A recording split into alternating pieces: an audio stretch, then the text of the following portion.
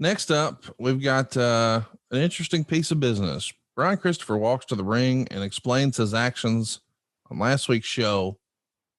And he goes on a long winded, sort of disjointed, emotional explanation of how his father, Jerry Lawler, was never around when he was a kid. And then he said that he's going to change his ways and announce that he is now Brian Lawler and he's going to become his own man. This is interesting. Feels a little Russo-esque, not in a bad way, just saying. What'd you think of sort of airing out and maybe blurring the lines? Because I think behind the scenes, there's some truth to that Brian and Jerry maybe didn't have a storybook relationship when he was younger. You know what's just amazing to me? You just said it sort of a Russo-esque. And do you know if I would have pushed pause right before you said Russo, I would have bet big money that you would have said, sort of sounds JArrett-esque. I really would have said that. That's right out of JArrett's playbook. And look, that's why I guess Vince is such a lightning rod. But that is, my father, Memphis TV, always, whether it's Bill Dundee having his wife shave her head because there was some behind the scenes,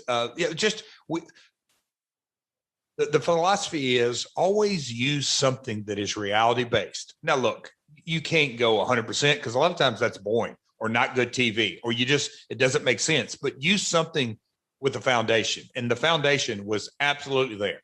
Lawler, married his first wife. They had two kids, Brian and Kay, and then Lawler, they went through divorce. And then Jerry was, like a lot of us, out on the road working 7 days a week. So he wasn't around hardly at all in Brian's early years, like never. But Brian wasn't the only kid that didn't have a father around. But it's always kind of unique when you have wrestler kids because they see their father on TV. Yeah.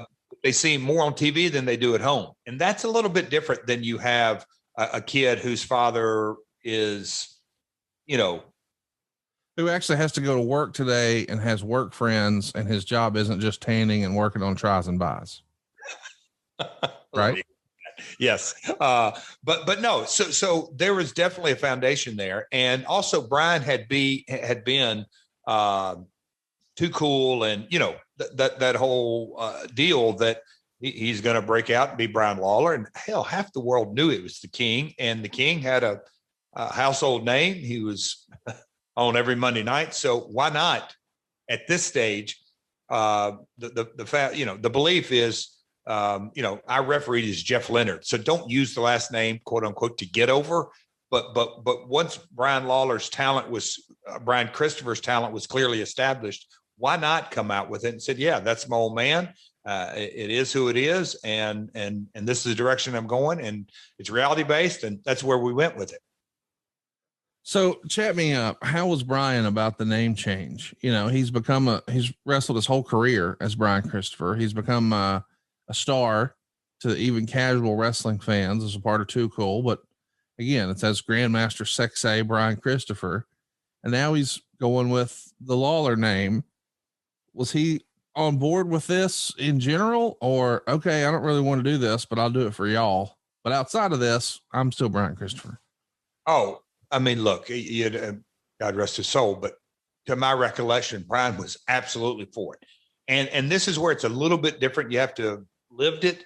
We're talking Nashville. So the whole wrestling world in Nashville was well aware that that's Lawler's kid. Of course. So get out in front of it, get out and talk about it. Now, do it. And it's not just a storyline. It's something you can sink your teeth into. So Brian was all for it. I mean, run with it. He had no objection, because it's not like you're leaving Brian Christopher. It's Brian Christopher Lawler or BC Lawler or whatever it may be.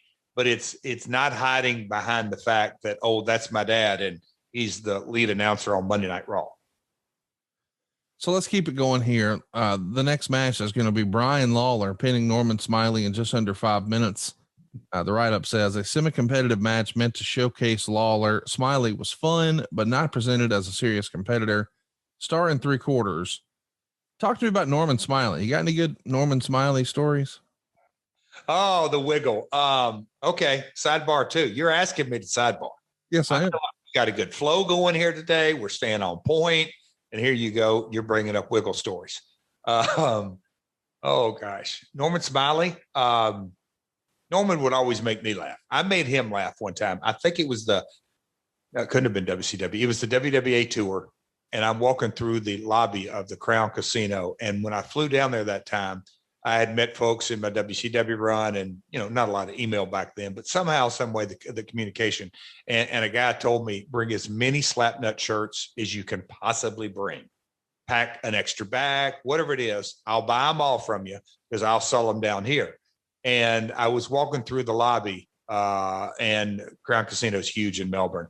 And over at a restaurant, Norman is sitting there and he sees me lugging these 2 boxes over my shoulders.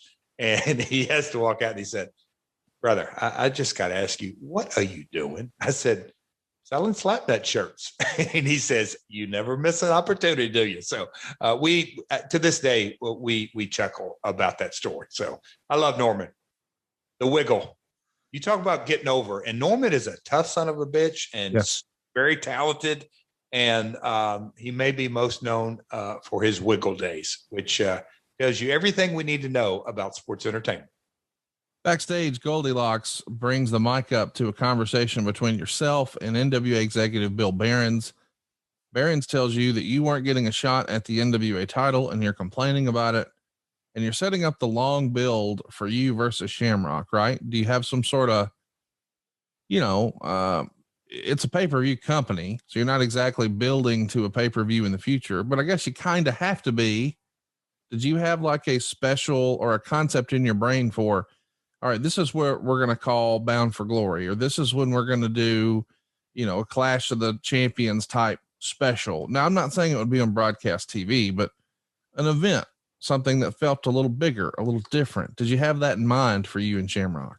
From the very beginning, we wanted to build, and I don't want to say quarterly because I almost think it was every other month. We sort of wanted to, the first of the month was, people, it's easier to buy, and they'd give us data on what their graphs look like on a monthly, that the revenue would generally trend down from the 1st to the 30th of the month. Anyway, yeah, like about every other month have we'll call it a super show. But we didn't have, we're a month in or 2 months in. We didn't have that. We just knew, or I knew, or collectively the creative is keep that vibe. And this is very appropriate for this show because that's sort of how the end of this show, that was the next progressive step. But just to continue a slow burn of me complaining that Toby Keith and Scott Hall cost me the title, and just keep that running theme along, with other, earlier in the show, we did the AJ Styles and Jerry Lynn beat, but little bitty beats through each episode that would continue to build toward big money matches.